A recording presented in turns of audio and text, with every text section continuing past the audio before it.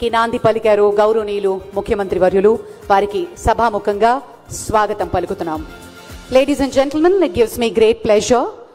Andhra Pradesh, a decade from now, featuring our Honorable Chief Minister, Sri Nara Chandrababu Naidu Garu, will be moderated by the senior journalist, Sri Ramesh Kandula Garu. May I request you to please join us on stage, sir.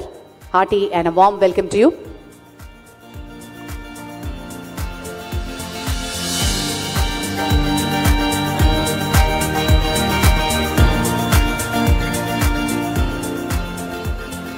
So రాబోయే దశాబ్ద కాలంలో మన ఆంధ్రప్రదేశ్, మన అమరావతి ఇంకా ఎలా ఉండబోతోంది, దాన్ని రూపకల్పన ఎలా చేయబోతున్నారు అనే అంశాలపై శ్రీ రమేష్ కందుల గారు మోడరేషన్లో ఈ panel discussion. Over to you Ramesh గారు.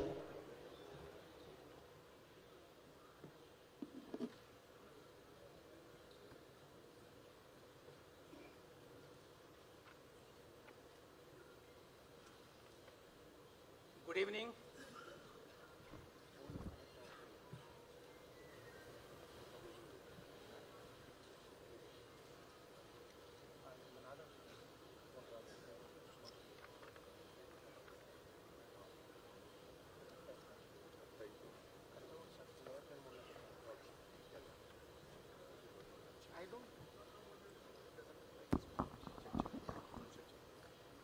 Mic test, check.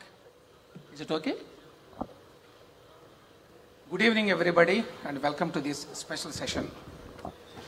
భారతదేశ రాజకీయాల్లో లాంగ్ డిస్టెన్స్ రన్నర్ ఎవరంటే వెంటనే గుర్తుకొచ్చేది చంద్రబాబు నాయుడు గారి పేరు. 28 ఏళ్ల వయసులో ఎమ్మెల్యే అయ్యి 74 ఏళ్ల వయసులో 4వసారి సీఎంగా బాధ్యతలు నిర్వహించేటువంటి స్టామినా చాలా తక్కువ మంది రాజకీయ నాయకులకు ఉంటుంది. డెవలప్మెంట్ ఎజెండాతో రాజకీయాల్లో ఇన్నాళ్ల పాటు ప్రయాణం చేసినటువంటి నాయకుడు బహుశా భారతదేశంలో మరొకరు లేరు. ఏదో సెంటిమెంట్ని రగిల్చో, భావోద్వేగాలను రెచ్చగొట్టో రాజకీయం చేసే వాళ్ళకి చంద్రబాబు నాయుడు ఆ మార్పుల్ని క్షేత్రస్థాయిలో అమలు చేయాలి అని తపన పడ్డాం. పెద్ద ఆలోచన చేయడానికి భయపడకపోవడం. నాకు ఎప్పటికీ ఆశ్చర్యం ఏంటంటే క్వాంటమ్ వ్యాలీ లాంటి కటింగ్ ఎడ్జ్ టెక్నాలజీని అమరావతి లాంటి చోటకి, లేక ఆంధ్రప్రదేశ్ లాంటి ప్రాంతానికి, ఎక్కడైతే ఇండస్ట్రియల్ బేసు, ఐటీ బేసు అంత ఎక్కువగా లేదు, అటువంటి చోటకి తీసుకురావడానికి ఆయన భయపడకపోవడం. ఇంకా విశేషం ఏంటంటే సమస్యలన్నీ భూతాల్లాగా చుట్టుమిట్టు ఉన్నా కూడా చూసి భయపడకపోవడం. కష్టాల సుడిగుండంలో ఉన్నా కూడా తీరం వైపే దృష్టిని పెట్టడం. ఇవాళ ఒక సమస్యల కూడల్లో ఉన్నటువంటి ఆంధ్రప్రదేశ్ని గట్టెక్కించడానికి తన అనుభవాల్ని, ఆలోచనల్ని ఏ విధంగా ఉపయోగించబోతున్నారో తెలుసుకునే ప్రయత్నం చేద్దాం. Thank you very much sir. Okay, thank you sir. ఈ సెషన్ థీమ్ ఏంటంటే looking head a decade from now. Next దశాబ్ద కాలంలో ఆంధ్రప్రదేశ్ ఎట్లా ఉండబోతోంది అని. ఆల్రెడీ మీరు స్వర్ణాంధ్ర విజన్ 2047 అని చెప్పి చేశారు. అంటే 22 ఏళ్ల తర్వాత భారతదేశానికి స్వాతంత్రం వచ్చి 100 ఏళ్ళు పూర్తవుతాయి అప్పటికి, 2047కి. దానికి ఆల్రెడీ డాక్యుమెంట్ తయారు చేశారు గతంలో విజన్ 2020 లాగా. అయితే ఇప్పుడు అది చాలా దీర్ఘకాలికం కాబట్టి 10 ఏళ్లలో ఆంధ్రప్రదేశ్ ఎట్లా ఉండబోతోంది, ఆంధ్రప్రదేశ్ రూపురేఖలు ఎట్లా ఉండబోతున్నాయి, ఆర్థిక సామాజిక ముఖచిత్రం ఎట్లా ఉండబోతోంది, ప్రాధాన్యతలు ఏంటి ఈ 10 ఏళ్లకి? థ్యాంక్ యూ రమేష్ గారు. అందరికీ నమస్కారాలు. ఈరోజు మొట్టమొదటిసారిగా వేటు మీడియా ఫస్ట్ టైం ఒక రెవల్యూషనరీ కాన్సెప్ట్ రీజనల్ లాంగ్వేజెస్లో కానీ, ఆన్లైన్ ప్లాట్ఫామ్స్ కానీ, జనరల్గా ఢిల్లీలో ఇలాంటి కాన్క్లేవ్స్ పెడతారు. అందరూ స్టేక్ హోల్డర్స్ అందరినీ ఇన్వాల్వ్ చేస్తారు. అలాంటిది ఫస్ట్ టైం ఆంధ్రప్రదేశ్లో పెట్టినటువంటి రాజు గారిని మనస్ఫూర్తిగా అభినందిస్తున్నా. This is a unique concept. National లెవెల్లో మనం చేస్తే బ్రాడ్గా దేశానికంతా ఉపయోగపడుతుంది. ఒక రాష్ట్రంలో చేస్తే రాష్ట్ర ప్రజలకందరికీ ఒక అవగాహన వస్తుంది. ఇక్కడుండే స్టేక్ హోల్డర్స్కి అందరూ కూడా ఫస్ట్ టైం ఇక్కడికి విచ్చేసిన మిమ్మల్ని అందరినీ మనస్ఫూర్తిగా అభినందిస్తున్నా. ఈరోజు రమేష్ గారు ఒక క్వశ్చన్ అడిగాడు. 2047 విజన్ డాక్యుమెంట్. ఒక మాటలో చెప్పాలంటే విజన్ డాక్యుమెంట్ తయారు చేసిన దాంట్లో ఈ దేశంలో మొట్టమొదటిసారి నేనే ఉన్నాను. ఇప్పుడు కాదు, 2000 సంవత్సరంలో ఆ రోజు కంబైన్డ్ ఆంధ్రప్రదేశ్కి విజన్ 2020 తయారు చేశాను. అది చూసిన తర్వాత అబ్దుల్ కలాం గారు వచ్చి దేశానికి తయారు చేయడం కోసం ఏదైతే మీరు ఏ విధంగా చేసి అడిగినప్పుడు నేను ఆ డీటెయిల్స్ అని వారికి ఇచ్చాను. అలాంటిది ఆ రోజు విజన్ 2020 మీరు చూస్తే ఈరోజు హైదరాబాద్కి ఎగ్జాక్ట్గా ఆ రోజు ఏదైతే చెప్పామో అవన్నీ జరిగే పరిస్థితి వచ్చింది. ఎప్పుడు కూడా ఒక విజన్ చెప్పడమే కాదు, ఆ విజన్ని సాధ్యం చేసే విధంగా మనం ప్రయత్నాలు కానీ దానికి కావలసినటువంటి వర్క్ చేయాల్సిన అవసరం ఉంది. ఈరోజు ప్రధానమంత్రి గారు వికసిత్ భారత్ 2047కి తయారు చేశారు. మనం స్వర్ణాంధ్రప్రదేశ్ 2047కి తయారు చేశాం. 2047కి ఒక చరిత్ర ఉంది. ఎగ్జాక్ట్గా మనకు స్వాతంత్రం వచ్చి 100 సంవత్సరాలు అవుతుంది. 100 సంవత్సరాల్లో మనం ఎక్కడుంటామో ఆ ప్రయత్నం చేయడం కోసమే ఈ విజన్ డాక్యుమెంట్ తయారు చేశాం. కొన్ని రాష్ట్రాలు కూడా తయారు చేశారు. అయితే ఇక్కడ ఇప్పుడే రమేష్ గారు అన్నట్టు 2047 ఎగ్జాక్ట్గా 22 ఏళ్లే ఉంది. ఇదేదో 100 సంవత్సరాలు 200 సంవత్సరాల గురించి మాట్లాడడం లేదు. అందులో కూడా మళ్ళా వారు ఒక మాట అన్నారు, మీరు 22 ఏళ్ళు వదిలిపెట్టండి, 10 సంవత్సరాల్లో ఎక్కడుంటామని చెప్పమని చెప్పి వారు అడిగే పరిస్థితికి వచ్చారు. ఇక్కడ సమావేశాన్ని మిమ్మల్ని అందరినీ ఒకటే విజ్ఞప్తి చేస్తున్నాం. ఈరోజు మనం అందరం కూడా ఒక ఇన్స్పైరింగ్ టైంలో ఉన్నాం. 20 ఏళ్లకు ముందు ఆలోచిస్తే ఒక గందరగోళం, కన్ఫ్యూజన్, భారతీయులు మనం ప్రగతి సాధిస్తామని అనుమానం, ప్రపంచంలో గుర్తింపు లేని పరిస్థితి. నేను గర్వంగా చెప్తున్నా, సంస్కరణలు ప్రవేశపెట్టింది మన తెలుగు బిడ్డ పివి నరసింహారావు గారు ప్రవేశపెట్టారు. ఈ దేశానికి ఒక దశ దిశ నిర్దేశించారు. అక్కడి నుంచి భారతదేశ చరిత్ర అన్స్టాపబుల్గా మారింది.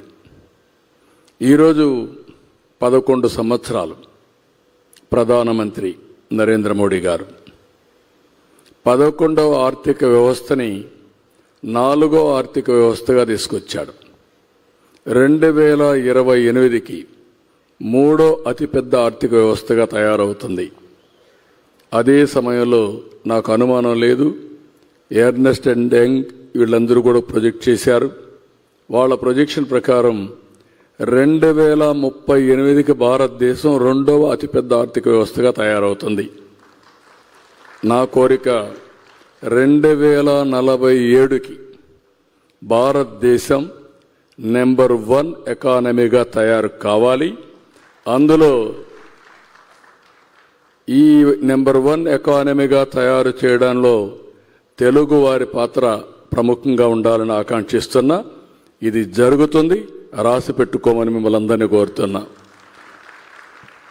ఇప్పుడే మన మిత్రులు అడిగినట్టు ఇక్కడ ఒకసారి చూస్తే నేను చాలా స్పష్టంగా ఏదో 22 సంవత్సరాలు అప్పటికేమవుతుంది అవన్నీ కాకుండా ఈరోజు మీరు చూసినప్పుడు ఇయర్ బై ఇయర్ తయారు చేశాం.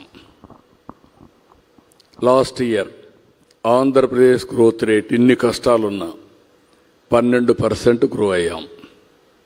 అయితే 12% కాదు, నేను అనుకోవడం 15% గ్రో కావాలనుకుంటున్నాం. అదే సమయంలో ఈ ఇయర్ ఫస్ట్ క్వార్టర్ 10.5% గ్రో అయ్యాం. ఏదైతే డబుల్ డిజిట్ గ్రోత్ సాధ్యమని చెప్పాం, ఇన్ని కష్టాల్లో సాధించాం. ఇది స్టెబిలైజ్ చేయగలిగితే ఇది రాబోయే రోజుల్లో పెద్ద కష్టం కాదని చెప్పి కూడా నేను మీకు తెలియజేస్తున్నా.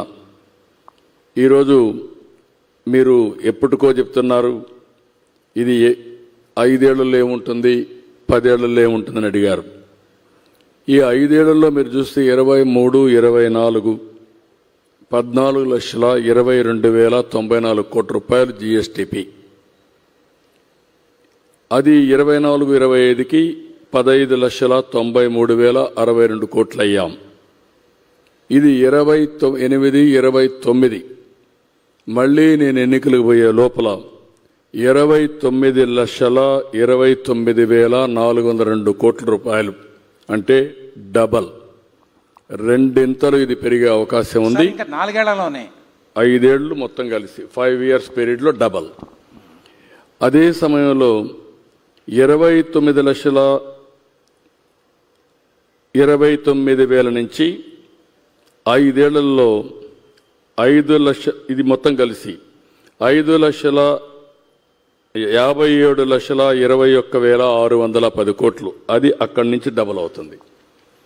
అంటే ఈరోజు 22, 23, 24 ఎక్కడున్నాము 14 లక్షల నుంచి అది డబల్ రఫ్గా 29, అది డబల్ రఫ్గా 58 లక్షల ఆర్థిక వ్యవస్థగా ఆంధ్రప్రదేశ్ తయారు చేసే బాధ్యత ఈరోజు ఎన్డీఏ కూటమి తీసుకుంటామని చెప్పి మీ అందరికీ హామీ ఇస్తున్నా. సార్ 50 లక్షలు అంటే మామూలు విషయం కాదు. మామూలు 16 లక్షల్లో ఉన్నాం, ఇప్పుడు 50 లక్షలు 10 ఏళ్లలో అవ్వాలి. ఇప్పుడు దక్షిణాదిలో ఉన్న అన్ని రాష్ట్రాల్లో అతి తక్కువ పర్ క్యాపిటల్ ఇన్కమ్ ఆంధ్రప్రదేశ్కి ఉన్నది. తెలంగాణతో పోల్చినా, కర్ణాటకతో పోల్చినా, తమిళనాడుతో పోల్చినా చాలా తక్కువలో ఉన్నాం. అట్లాంటిది 50 లక్షల జిఎస్టిపి సాధించాలి. తలసరి ఆదాయం మీరు చూస్తే 2,66,995 రూపాయలు 23-24 ప్రస్తుతం ఉన్నది. ఇప్పుడు ఈ సంవత్సరం 24-25 2,98,058, 28-29కి 5,42,985 రూపాయలు. అదే 33-34కి 10,55,000 రూపాయలు పర్ క్యాపిటల్ ఇన్కమ్ వస్తుంది. మీరు రాసి పెట్టుకోండి. 33-34కి మీరు చెప్పేది ఆంధ్రప్రదేశ్లో ఉన్న ప్రతి ఒక్క వ్యక్తికి ఏడాదికి ఆదాయం యావరేజ్ సగటు ఆదాయం 10 లక్షల రూపాయలు, 10,55,000. అందరూ కానీ సహకరిస్తే ఇది అసాధ్యం కాదు, ఇది నిర్దిష్టమైనటువంటి ఆలోచన, దాని ప్రకారం ముందుకు పోతున్నాం. ఇది ఏ విధంగా సాధిస్తామంటే, ఒకప్పుడు నేను సెల్ ఫోన్ మాట్లాడితే అందరూ ఎగతాళి చేశారు. సెల్ ఫోన్ అన్నం పెడుతుందా అన్నారు. అయితే చెప్పేసి ఇంట్లో పడుకుంటే కాదు. నేను ఆ రోజు సెల్ ఫోన్స్ రావాలని కోరుకొని టెలికమ్యూనికేషన్ సెక్టర్లో రెవల్యూషన్ రావాలని 2-3 ప్రైమ్ మినిస్టర్స్తో స్టార్ట్ చేశాను. ఎన్ఆర్ కానీ వాడు సాధించలేకపోయారు. మొట్టమొదటిసారిగా వాజ్పేయి గారిని కన్విన్స్ చేస్తే, నేను ఆనాటి ఫైనాన్స్ మినిస్టర్ ఒక రిపోర్ట్ ఇస్తే, ఆ రిపోర్ట్ బేస్ చేసుకొని డీరెగ్యులేషన్ తీసుకొచ్చారు టెలికమ్యూనికేషన్ సెక్టర్లో. ఇప్పుడు ప్రతి ఒక్కరికి నేను అందుకే నవ్వుతూ చెప్తా ఉంటాను, wife and husband, without wife husband నివసిస్తాడు, ఉండగలుగుతాడు. భర్త లేకపోయినా భార్య ఉండగలుగుతుంది. ఇద్దరు కూడా సెల్ ఫోన్ లేకపోతే ఉండలేరు. ఏ మీటింగ్లో చూసినా 5 నిమిషాలకు ఒకసారి వార్తలు చూసుకునే పరిస్థితికి వచ్చాం. ఇప్పుడు కూడా నేను పేపర్లు పెట్టుకొని చూసేది పోయి సెల్ ఫోన్లోనే చూసి చెప్పే పరిస్థితికి వస్తున్నాం. సార్, ఇప్పుడు మీరు చాలా అంబిషియస్ ప్రొజెక్షన్స్ ఇచ్చారు, 10 లక్షల రూపాయల సగటు ఆదాయం అని. యాక్చువల్గా ఇవాళ రాష్ట్ర ఆర్థిక పరిస్థితి సంతృప్తికరంగా లేదు. ఫిస్కల్ స్ట్రెస్ చాలా ఎక్కువగా ఉంది. మీరు గ్రోత్ రేట్ మీద దృష్టి పెట్టారు ఆల్రెడీ. ఇప్పుడు 10.5% వస్తే సరిపోదని చెప్పి మొన్న మీటింగ్లో కూడా చెప్పారు. ఈ స్థాయిలో మనం పెరగాలంటే ఇంత తక్కువ సరిపోదు అని చెప్పి. మీరు ఎంత ఒత్తిడి తీసుకొచ్చినా కూడా డ్రమటిక్గా ఒక నాటకీయంగా మనం అభివృద్ధిని సాధించాలి అంటే, డ్రమటిక్ గ్రోత్ కావాలి అంటే దానికి అవసరమైనటువంటి ఎకనామిక్ బేస్ మనకు ప్రస్తుతానికి రాష్ట్రంలో లేదు. ఈ పరిస్థితి నుంచి ఎట్లా బయటపడేది? ఎందుకంటే హైదరాబాదులో అభివృద్ధి మొదలైన తర్వాత, అంటే ఆ బేస్ వేయడం మొదలైన తర్వాత 10 నుంచి 15 సంవత్సరాలు పట్టింది హైదరాబాదు నిజంగా అభివృద్ధి చెందుతోంది అని చెప్పి ప్రతి ఒక్కళ్ళు గ్రహించడానికి. అప్పుడు కూడా 2002, 2003 ప్రాంతంలో ఈ కంప్యూటర్లు పెట్టారు, ఇది వీటి వల్ల ప్రయోజనమే ఉంది, వీటి వల్ల అభివృద్ధి ఏముంటుంది, ఇవి కడుపుకి తిండి పెడతాయా అని విమర్శించారు. అది ఎప్పుడు 2005 తర్వాత 2008, 9, 10 అప్పటికీ ఫలాలు వచ్చినాయి.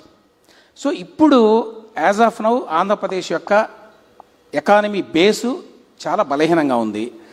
మీరు నెక్స్ట్ 4 ఏళ్లలో ఎంత కష్టపడినా చాలా తీసుకొస్తున్నారు, ఇండస్ట్రీస్ చాలా తిరుగుతున్నారు. 9-10 ఏళ్లలో ఆ అభివృద్ధి ఫలాలని సాధించడం సాధ్యమయ్యే పనేనా? అంటే మీరు గుర్తుపెట్టుకోవాల్సింది, హైదరాబాద్లో ఫస్ట్ నేను ముఖ్యమంత్రి అవుతాను, జీతాలు ఇవ్వలేకపోయాను. 3 నెలలు జీతాలు ఇవ్వలేదు. అక్కడి నుంచి సంక్షేమ కార్యక్రమాలు కూడా ఆ రోజు ఇవ్వలేని పరిస్థితిలో అన్నీ కూడా రివ్యూ చేశాం. రివ్యూ చేసి కొన్ని కఠినమైన నిర్ణయాలు కూడా తీసుకొని 10 సంవత్సరాలు ఒక ఎకో సిస్టమ్ క్రియేట్ చేశాం. ఆ తర్వాత వచ్చిన ఇప్పుడు మీరు అన్నారు ఎగ్జాక్ట్గా 25 సంవత్సరాలు లేదంటే 27 సంవత్సరాలు హైదరాబాద్ అభివృద్ధి. పబ్లిక్ పాలసీ ఎప్పుడు కూడా ప్రజలందరూ కానీ సహకరిస్తే, ఆ రోజు నేను ఐటీ గురించి మాట్లాడాను. ప్రతి ఒక్క ఇంటికి ఒక ఐటీ ప్రొఫెషనల్ ఉండాలని చెప్పాను. చదివిచ్చారు. చదివించిన తర్వాత హైదరాబాద్లో ఉద్యోగాలు వచ్చాయి. అక్కడి నుంచి విదేశాలకు వెళ్ళారు. కడాన నాదేళ్ల సత్య హైదరాబాద్ మైక్రోసాఫ్ట్లో పనిచేసి ప్రెసిడెంట్ అయ్యే పరిస్థితికి వచ్చాడు. అదొక చరిత్ర. దానికంటే ముఖ్యంగా ఈరోజు ప్రపంచంలో హైయెస్ట్ పర్ క్యాపిటా ఇన్కమ్ చూస్తే ఆ దేశస్తులు కాదు, ఇండియన్స్లో ఎవరు ఎక్కువ ఉన్నారని చూస్తే 30-35% తెలుగు వాళ్ళు. ప్రపంచంలో ఎక్కడికి పోయినా 30-35% తెలుగు వాళ్ళు. 20 ఏళ్లలో ప్రపంచంలోని హైయెస్ట్ పర్ క్యాపిటా ఇన్కమ్ వస్తే 10 ఏళ్లలో సాధించలేమంటే కరెక్ట్ కాదు. ఎప్పుడు కూడా సంకల్పం ఉండాలి, మెగా డ్రీమ్స్ ఉండాలి, అప్పుడే ఏదైనా సాధ్యం. అందుకే నేను చెప్పింది మీకు, ఎవ్రీ 15 డేస్కి ఒకసారి క్యాబినెట్ మీటింగ్ పెట్టాం. అదే సమయంలో ఎవ్రీ 15 డేస్కి ఎస్ఐపిబి మీటింగ్ పెట్టాం, ఎస్ఐపిసి మీటింగ్ పెట్టాం. ఈరోజు గర్వంగా చెప్పగలుగుతున్నా, దగ్గర 10 లక్షల కోట్ల రూపాయల పెట్టుబడులు 15 నెలలు తీసుకొచ్చామంటే అది ఈ ప్రభుత్వం యొక్క పని విధానం చేసి నిరూపిస్తున్నాం. సార్, మీరు పెద్ద పెద్ద ఇండస్ట్రీస్ అవి తీసుకొస్తున్నారు. ఆర్సిలార్ మిత్తల్ వచ్చింది ఫర్ ఎగ్జాంపుల్, స్టీల్ ప్లాంట్ అనకాపల్లిలో. ఆ ప్లాంట్ పెట్టి అది ఆపరేషన్ స్టార్ట్ అయ్యి దాంట్లో ఉద్యోగాల కల్పన జరిగి దాని మీద ప్రభుత్వానికి ఆదాయం రావడానికి టైం పడుతుంది. 5 ఏళ్లకోసారి ఎన్నికల టైంకి ఇవన్నీ పూర్తి కాకపోవచ్చు. అది అందరూ అనుకున్నంత సాధ్యం కావు అన్ని companies. Kia for example, Kia మీరు 2017లో అనుకుంటాను తీసుకొచ్చారు, కానీ చివరికి అది ప్రొడక్షన్ స్టార్ట్ కావడానికి 2018 అయింది. నేనే ఓపెన్ చేశాను, నేనే ఫౌండేషన్ వేసాను, నేనే ఓపెన్ చేశాను. కానీ జనరల్గా జెస్టేషన్ పీరియడ్ ఉంటుంది. పెద్ద ఇండస్ట్రీ, ఎంత పెద్ద ఇండస్ట్రీ అయితే అంత ఎక్కువ ఉంటుంది. సో ప్రతిసారి ఏం జరుగుతుందంటే, మీరు ఎన్నికలు 5 ఏళ్లకోసారి జరిగితే మీరు వేసే ప్రణాళికలు 20 ఏళ్లకి విజన్ 2020, లేకపోతే 22 ఏళ్లకి 2047. ఇప్పుడు ఇట్లా ఉండటం వల్ల ఏమవుతుందంటే రాజకీయంగా నష్టం జరిగే అవకాశం ఉంటుంది. ఎందుకంటే ఆ ఫలాలు వెంటనే కనిపించవు కాబట్టి 4 ఏళ్లలో. మీ అనుభవంలో ఆల్రెడీ మీరు ఆ అనుభవాలన్నీ దాటుకొని వచ్చారు. సో మీకు ఏమనిపిస్తుంది, ఈ లాంగ్ టర్మ్ వ్యూ తీసుకుంటే నష్టం జరుగుతోంది రాజకీయంగా అనే భావన ఉన్నదా? 2 ఉన్నాయి. ఒకటి స్టేట్ సమాజం, రెండోది రాజకీయ ప్రయోజనాలు. భారతదేశంలో సంక్షేమం, అభివృద్ధి పేర్లగా తీసుకుపోవాల్సిన అవసరం ఉంది. ఒకదాన్ని వదిలిపెడితే ఇంకోటి చేయలేం. అందుకే నేను ఆలోచించింది సూపర్ 6 చెప్పాం.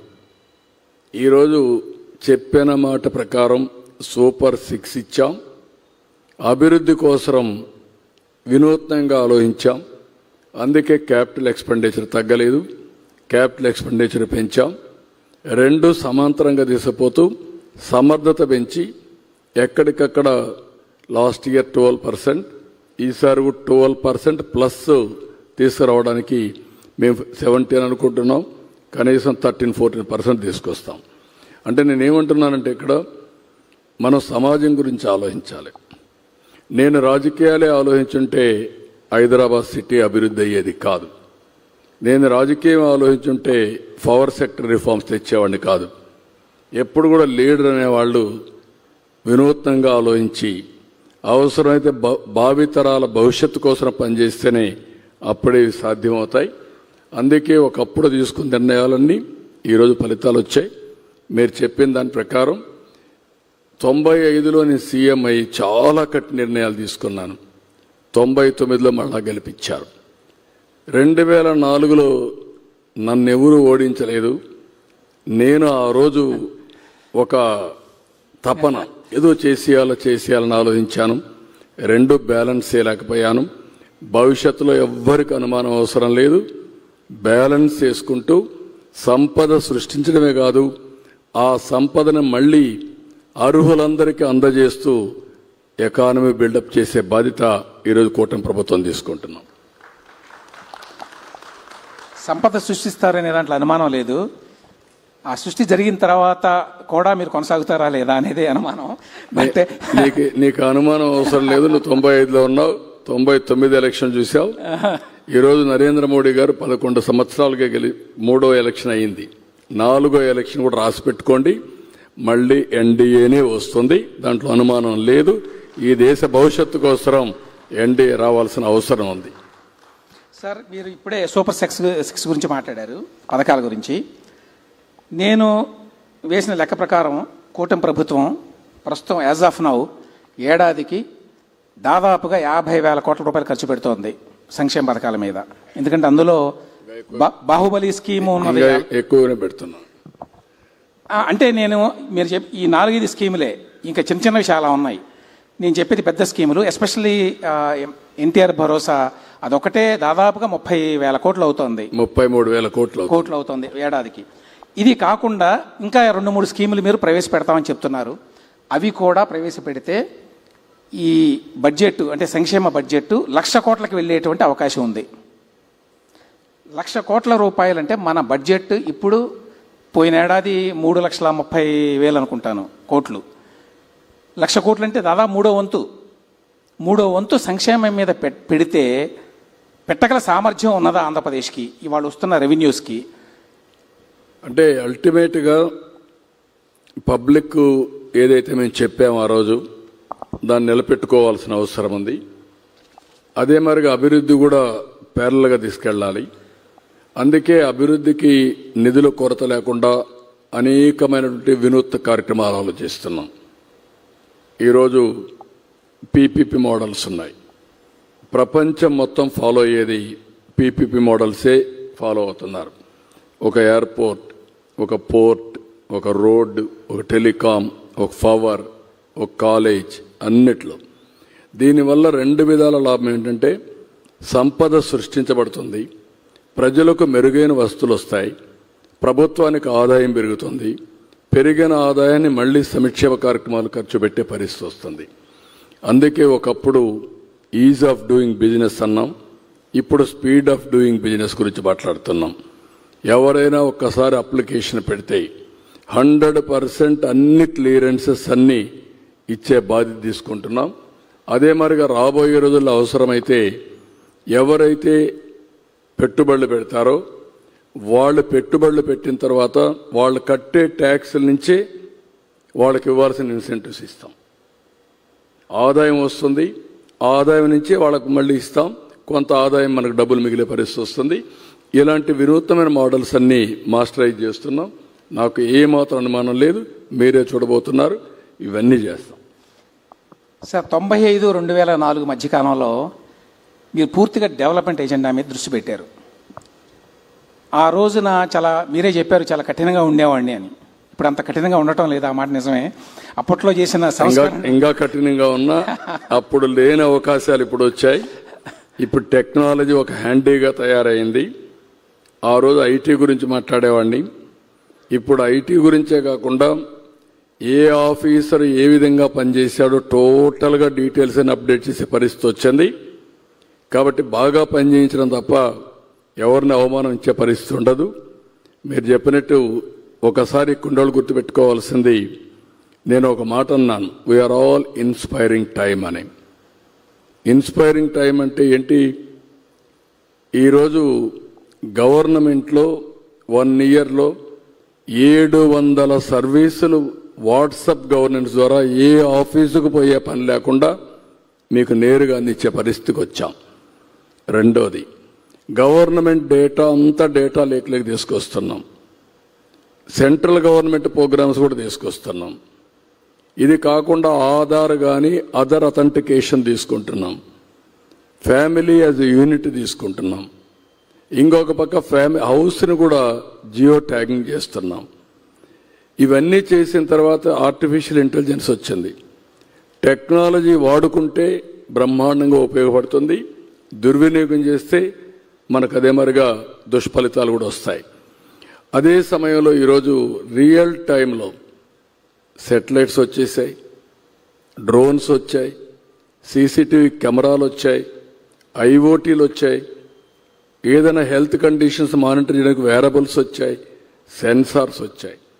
నవంబర్ లోపల 42 పారామీటర్స్ ఏది కావాలంటే అది రియల్ టైంలో తీసుకుని హిస్టారికల్ డేటా పెట్టి సరైన నిర్ణయం కూడా ఏఐ ద్వారా మళ్ళా లాస్ట్ మైల్ కమ్యూనికేట్ చేసే పరిస్థితికి వచ్చాం. ఇలాంటి వండర్ఫుల్ డేస్లో అచీవ్ చేయలేకపోతే దానికి కారణం మన యొక్క చేతగాంతనం అవుతుంది. నేను ఇంకొక దానికి కూడా గర్వపడుతున్నా.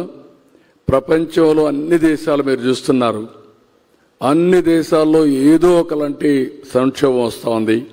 నిన్న నేపాల్ చూశారు, ఆ మధ్యలో ఫ్రాన్స్ చూస్తున్నాం, ఇంకా చాలా దేశాలు ఇది ఉంది. కానీ సుస్థిరతకు మారుపేరు ఒక్క భారతదేశమే, నాయకత్వానికి కూడా మారుపేరు భారతదేశం. సార్, 95-2004 మధ్యకాలంలో మీ ఫిలాసఫీకి, ఆ తర్వాత 2014-19 మధ్యకాలంలో, ఆ తర్వాత 2024లో ఈ రాజకీయ ప్రయాణంలో, పొలిటికల్ జర్నీలో మీ ఫిలాసఫీలో ఒక మార్పు నాకు స్పష్టంగా కనిపిస్తుంది. అదేంటంటే 95-2004 మధ్యకాలంలో ఎప్పుడు డెవలప్మెంట్ గురించే మాట్లాడేవాళ్ళు, ఉచితాలు అనేవి మంచిది కాదు అనే అభిప్రాయంతో ఉండేవాళ్ళు. ఆ రోజున ప్లెయిన్ స్పీకింగ్లో కూడా మీ అభిప్రాయాలని చాలా నిర్మహమాటంగా కుండ బద్దలు కొట్టినట్టు చెప్పారు. కానీ 2014 వచ్చే నాటికి డెవలప్మెంట్తో పాటు సంక్షేమం కూడా ఉండాలి, ఈ రెండింటిని బ్యాలెన్స్ చేయాలి అన్నారు. 2024 వచ్చేసరికి సంక్షేమం కోసం కాదు, అది ఎంపవర్మెంట్, అది ఎనేబులింగ్ మెజర్గా ఉండాలి. ఊరికి సంక్షేమం అంటే ఉచితంగా ఏదో ఉచితాలు ఇవ్వడం కాదు అని అన్నారు. ఈ మార్పుకి కారణం ఏంటి? ఓటమి కారణమా, లేదు మీరు చేసినటువంటి వర్క్ ఏదైతే ఉందో దాన్ని బేరీజు వేసుకున్న తర్వాత కలిగిన అభిప్రాయమా? నేను ఒక ఎకనామిక్ స్టూడెంట్ని. ఈ దేశంలో గర్వంగా చెప్పగలిగేది 91లో ఆర్థిక సంస్కరణలు వస్తే 95లో సెకండ్ జనరేషన్ రిఫార్మ్ స్టార్ట్ చేసింది నేనే. బోల్డ్గా స్టార్ట్ చేశాను. ఈ దేశంలో చాలామంది ఆర్థిక సంస్కరణ గురించి మాట్లాడలేదు. కానీ ఆ రోజు నేను చెప్పి ఇక్కడ మాట్లాడమే కాదు, ఫస్ట్ టైం దావోస్కు కూడా వెళ్ళి మేము ప్రపంచంలో ఎవరికంటే తక్కువ కాదు, మా దేశానికి రండి, పెట్టుబడులు పెట్టమని ఆహ్వానించాను. ఇలాంటివన్నీ చేశాం. ఈరోజు మీరు అన్నట్టు ఏంటంటే ఒక ఎకనామిక్ స్టూడెంట్గా ట్రికిల్ డౌన్ ఎఫెక్ట్, సంస్కరణలు తీసుకొస్తే సమర్థత పెరుగుతుంది, సంపద సృష్టించబడుతుంది, ఆటోమేటిక్గా అందరికీ ఆ సంపద అందుబాటులోకి వస్తుంది అనుకున్నాం. ఈరోజు జరిగేది మీరు చూస్తే కాలక్రమేణా P3 పబ్లిక్ ప్రైవేట్ పార్ట్నర్షిప్. ఒకప్పుడు ఒక ప్రాజెక్టు 50 కోట్ల ప్రాజెక్ట్ అంటే గొప్ప ప్రాజెక్ట్. ఈరోజు 1,00,000 కోట్ల రూపాయలు పెట్టుబడులు పెట్టే పరిస్థితికి వస్తారు. ఒక ప్రాజెక్ట్, ఒక స్టీల్ ప్లాంట్, ఒక బీపీసీఎల్, ఒక ఎన్టీపీసీ గ్రీన్ హైడ్రోజన్, గూగుల్, ఇవన్నీ కూడా 1,000 కోట్ల రూపాయలు ఖర్చు పెట్టే పరిస్థితికి వస్తున్నారు. అయితే ఇక్కడ వచ్చింది ఏంటంటే పీపీపీలో సంపద సృష్టిస్తున్నాం, ప్రజలకు వస్తువులు క్రియేట్ చేస్తున్నాం, సంపద సృష్టించిన వ్యక్తులకు ఆదాయం పెరుగుతూ ఉంది. ఎవరైతే లాస్ట్ మైల్లో ఉన్నారో వాళ్ళ జీవన ప్రమాణాలు పెరగడం లేదు. నేను అందుకే ఇటీవల కాలంలో ఒకప్పుడైతే నేను పాపులేషన్ కంట్రోల్ గురించి మాట్లాడాను. ఆ రోజు ఉండే పరిస్థితుల్లో నేను కూడా క్యారీ అయ్యాం, అది వాస్తవం కూడా. 10 సంవత్సరాల్లో జనాభా నియంత్రణ చేశాం. ఈరోజు మనది రీప్లేస్మెంట్ లెవెల్ 2.1. ప్రతి ఒక్క దంపతులు జీవితకాలంలో 2.1కి సంతానం ఇస్తే స్టేబుల్గా పాపులేషన్ ఉంటుంది. దేశంలో 2.1 కంటే తగ్గే పరిస్థితి వచ్చింది. ఆంధ్రప్రదేశ్ 1.5కి వచ్చేసింది. అంటే ఈరోజు చాలా దేశాలు ప్రపంచంలో, యూరోప్ కానీ, చైనా కానీ, జపాన్ కానీ ఏజింగ్ ప్రాబ్లంతో సతమతమయ్యే పరిస్థితి వస్తూ ఉంది. అట్లని చెప్పి నేను ఆ రోజు చెప్పాను కాబట్టి నేను చెప్పిందే రైట్ అనుకోలేదు, నేను మార్చుకున్నా. మాకు ఇక్కడ జయప్రకాష్ గారు ఉన్నారు. నేను ఈ మాట అన్నప్పుడు 4-5 ఏళ్ల ముందు ఒకసారి అంటే నన్ను తప్పు పట్టారు. ఆ రోజు చెప్పింది ఈరోజు ఎగ్జాక్ట్గా అందరూ ప్రపంచంలో మాట్లాడే పరిస్థితికి వచ్చారు. చాలా ఇన్సెంటివ్స్ ఇస్తున్నారు. ఇది భారతదేశానికి 2047 వరకు ఈ జనాభా ఉంటుంది. ఈరోజు 143 కోట్ల జనాభా, ఇంకా 20 కోట్లు పెరుగుతుంది. ఆ తర్వాత తగ్గతా వస్తుంది. చైనా అప్పటికి 100 కోట్లకు వస్తారు. కాబట్టి ఇవన్నీ చూసినప్పుడు ప్రజలే మన ఆస్తి. ఆ ప్రజల్ని ఆధారంగా చేసుకుని మనం కానీ హ్యూమన్ రిసోర్స్ డెవలప్మెంట్ చేయగలిగితే ప్రపంచాన్ని శాసించే శక్తి ఒక్క భారతదేశానికే ఉంది. ఏ దేశం కూడా మనతో పోటీపడే పరిస్థితులు లేరు. ఇది చెప్పినప్పుడు మీకు అందరికీ ఆశ్చర్యంగా ఉంటుంది, కానీ 20 ఏళ్ళు 30 ఏళ్ళు మీరు చూసి చెప్పండి, ఇది జరుగుతుంది. That is my concept, that is my firm conviction. Go through all these things, it is going to happen. Sir, AP ఇప్పటికీ కూడా వ్యవసాయ ఆధారిత రాష్ట్రం. మనకి మ్యానుఫ్యాక్చరింగ్ బేస్ అంత ఎక్కువేం లేదు కంపేర్ చేస్తే కర్ణాటక, తమిళనాడు.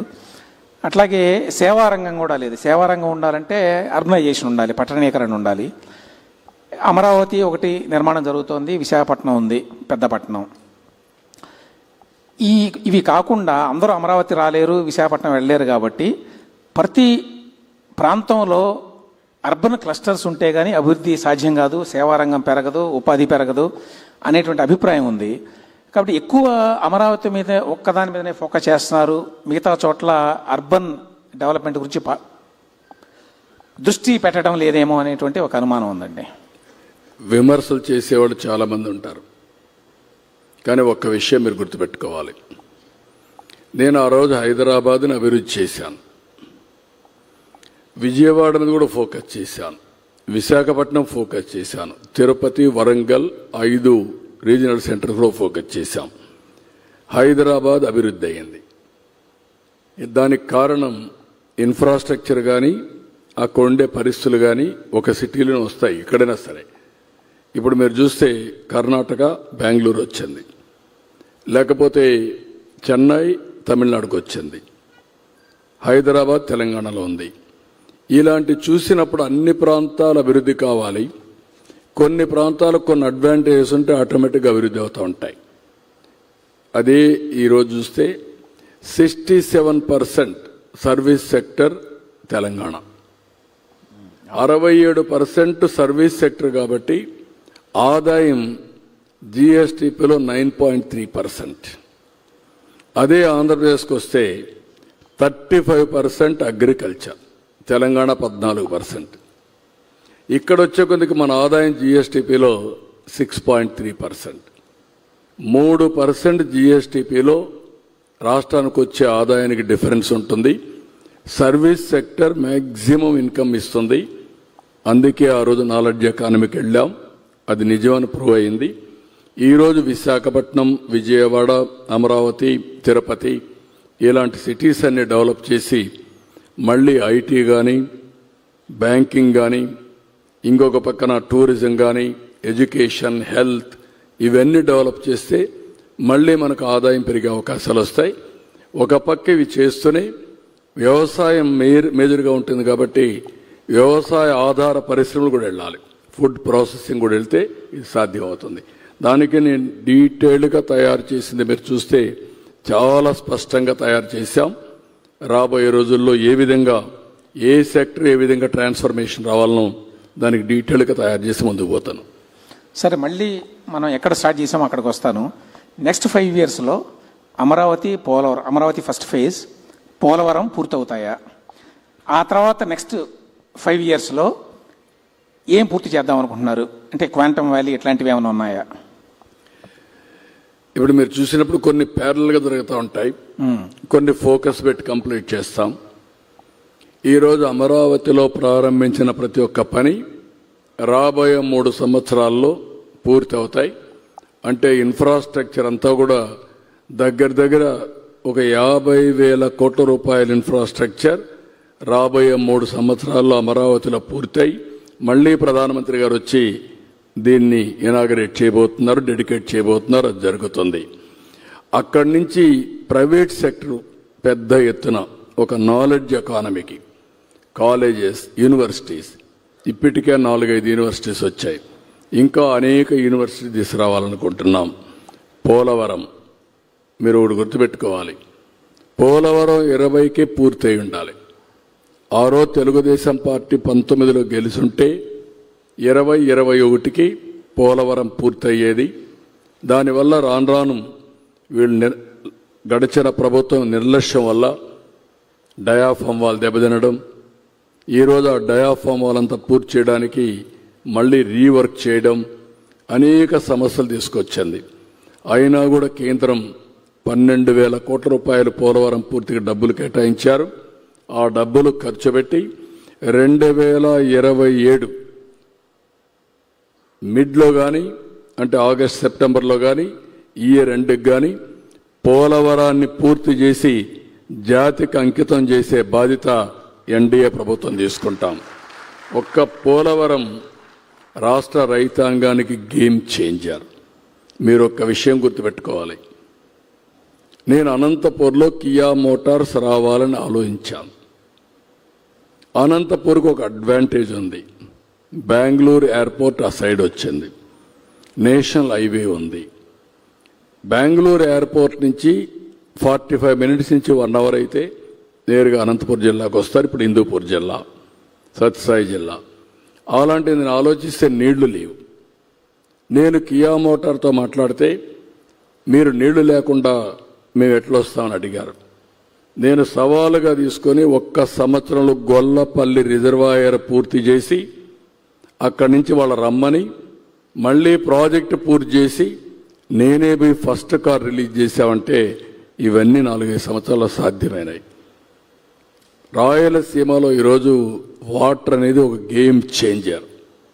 ఈరోజు మనందరం గుర్తుపెట్టుకోవాలి, ఎన్టీ రామారావు గారు ఆ రోజు ఆలోచించింది బచావత్ అవార్డులో సర్ప్లస్ వాటర్ వాడుకునే అవకాశం ఆంధ్రప్రదేశ్కు ఉంది, మనం వాడుకోవాలని ఒక నిర్ణయం తీసుకుని అనేక ప్రాజెక్టులు ప్రారంభించాడు.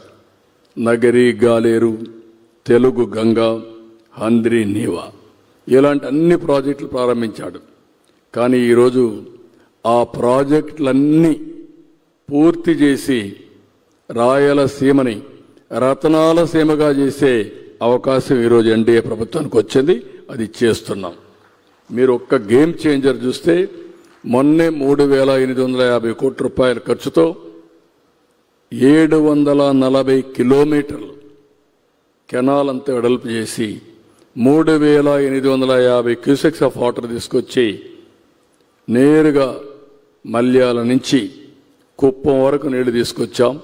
అసాధ్యమన్నారు, సాధ్యం చేశాం. 100 daysలో చేయగలిగాం. అలాంటి ఫోకస్ అప్రోచ్ తీసుకొని ముందుకు పోతున్నాం కాబట్టి ఇవన్నీ సాధ్యం అవుతాయి. ఈ 2029 ఎన్నికల నాటికి పూర్తవుతాయని చెప్తున్నారు అమరావతి, పోలవరం. అంటే అమరావతి నెవర్ ఎండింగ్, అది ఫస్ట్ ఫేజ్ అండి. ఇన్ఫ్రాస్ట్రక్చర్ పూర్తి అవుతుంది. చాలా మంది వచ్చి ఇది చేస్తారు. ఇప్పుడు హైదరాబాద్ నగరం ఏ విధంగా అయితే అభివృద్ధి అవుతా ఉంటుందో ఇది కూడా అభివృద్ధి అవుతానే ఉంటుంది. ఆ తర్వాత 5 yearsలో ఉన్న టార్గెట్స్ ఏంటి? ఇప్పుడు క్వాంటమ్ వ్యాలీ అని చెప్పి మొదలుపెట్టారు. దాని వెనక ఐడియా ఏంటండి? అంటే ఎప్పటికి పూర్తవుతుంది, దాని యొక్క ఫలాలు ఎప్పటికి వస్తాయని? ఇప్పుడు చాలామంది నేను హైటెక్ సిటీ అంటే ఆ రోజు హైటెక్ సిటీ అవసరమా అన్నారు. ఆ రోజు హైటెక్ సిటీ ప్రారంభించి అదే సమయంలో అక్కడ డబ్బులు కూడా ఎక్కడి నుంచి వస్తాయన్నారు. నేను పెట్టలా దానికి.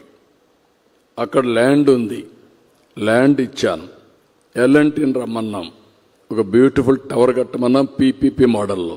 అది కట్టారు. ఐటీని ప్రమోట్ చేశాను. ఈరోజు మనం చేసింది quantum machine government of India ప్రారంభించారు 2023లో.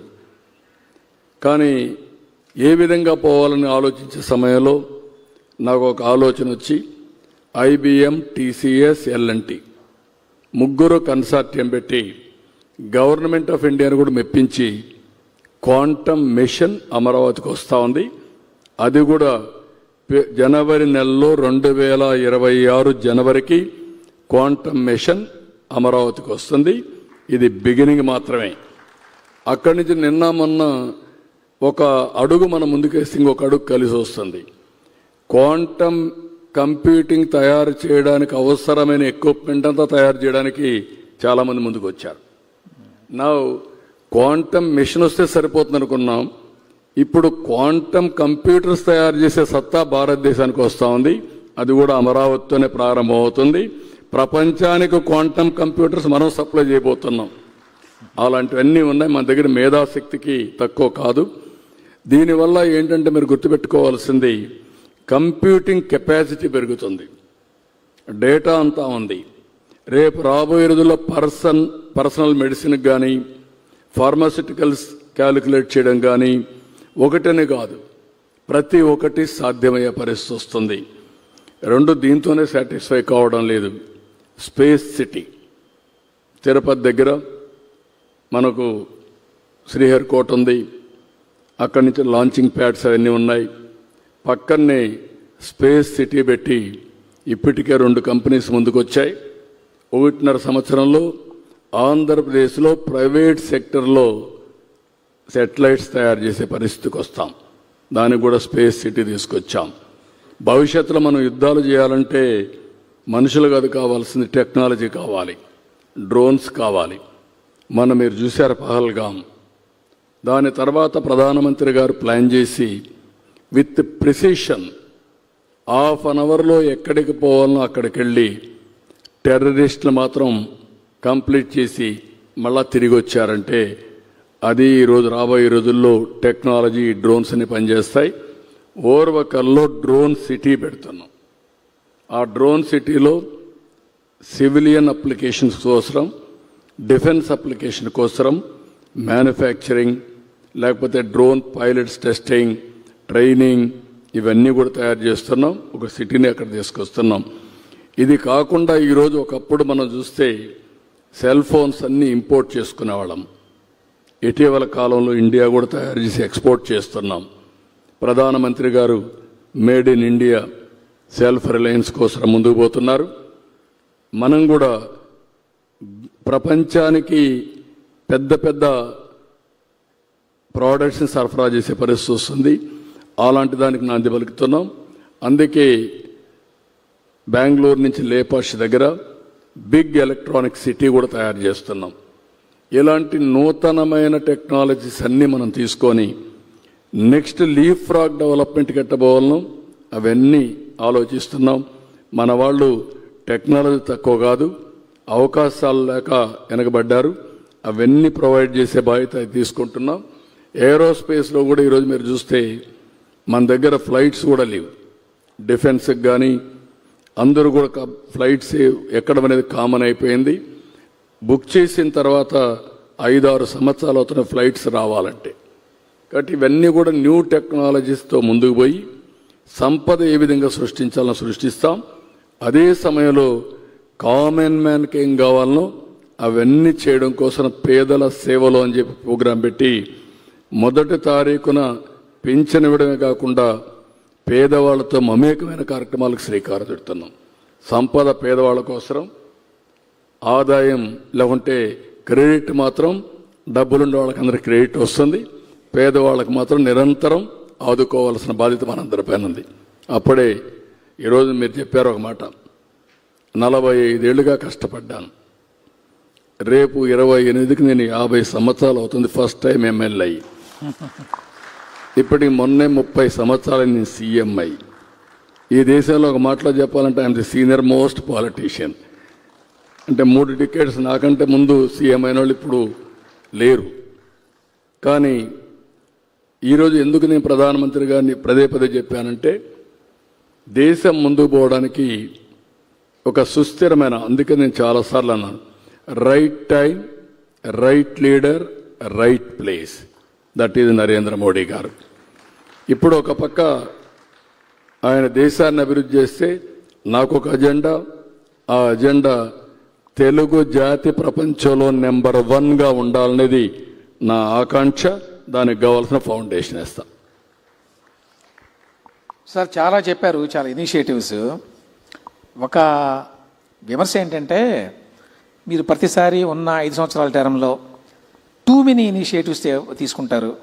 క్వాంటమ్ కంప్యూటింగ్ అంటున్నారు, క్వాంటమ్ వ్యాలీ అంటున్నారు, డ్రోన్స్ అంటున్నారు. డ్రోన్ కార్పొరేషన్ కూడా పెట్టారు లాస్ట్ టైం యాక్చువల్గా. ఆ తర్వాత మధ్యలో ఎటు పోయిందనుకోండి. తర్వాత కాంటెంట్ కార్పొరేషన్ కూడా పెట్టారు లాస్ట్ టైం, అది ఏమైందో కూడా తెలియదు. ఇప్పుడు మధ్యలో అది కూడా పోయింది.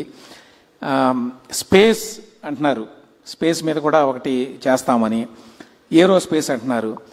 సో ఇట్లా చాలా వాటిల్లో చేతులు పెట్టడం వల్ల వాటిని ఒక కొలిక్కి తీసుకురావడానికి సమయం చాలా అవసరం అవుతుంది.